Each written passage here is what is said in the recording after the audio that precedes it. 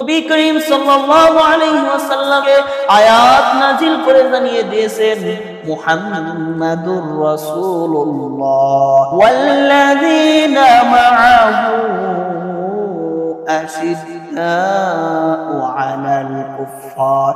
মুহাম্মাদুর রাসূলুল্লাহ, ও নবী মুহাম্মদ, আপনি এবং আপনার সাথে যারা থাকেন তারা কাফেরদের ব্যাপারে আপনারা কঠোর হবেন। কাফেরদের ব্যাপারে কঠোর, যে আপনি সংখ্যালঘু বললেন তোমরা যা ইচ্ছা করো, যত কাজ করতে পারো করো, অঘটন করো, দুর্নীতি করো, চুরি করো, ধর্ষণ করো, যাই করো করো, তোমার ছাড় আর ছাড়। এই ছাড় আর ছাড় দিতে দিতে এক যুগ চলে গেছে শুধু ছাড় আর ছাড় দিয়ে। আজ সেই ছাড় পাইতে পাইতে তারা ঘাড়ে উঠছে, আজ সেই ছাড় পাইতে পাইতে তারা মাথায় উঠছে। মুহতারাম হাজিরিন, তাদের ন্যায্য অধিকার তারা পাবে। তেমনি ভাবে চুরি, বাটপারি, গুন্ডামি করলে, তেমনি ভাবে ধর্ষণ করলে তার বিচারও তাদেরকে পাইতে হবে। মুহতারাম হাজিরিন, আজ দুনিয়ার মুসলমানদের দিকে তাকান। আজ মুসলিম প্রধান দেশ হয়েও আজ আমরা যেন কেমন যেন সংখ্যালঘু, আর যারা সংখ্যালঘু তারা কেমন যেন এই দেশে সংখ্যাগরিষ্ঠ। এই পরিস্থিতিটা তৈরি হয়েছে একদিন দুই দিন না, 16-17 বছর ধরে এই পরিস্থিতিটা তৈরি হয়েছে।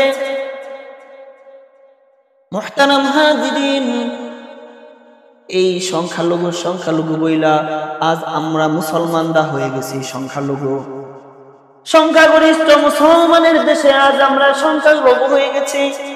আর যারা প্রকৃতপক্ষে সংখ্যালঘু তারা ছাড় পাইতে পাইতে আজ মাথায় ঘাড়ে উঠে তারা হয়ে গেছে সংখ্যাগরিষ্ঠ। মুহতারাম হাজিরিন, মুসলমানদের সাথে মুসলমানের ব্যবহার কেমন হওয়া উচিত ছিল, আর ইহুদি খ্রিস্টানদের ব্যাপারে কেমন হওয়া উচিত ছিল, আজ তার একেবারে উল্টা। মুহতারাম হাজিরিন, ভারতের গুজরাটের খবর তো সকলেই জানে।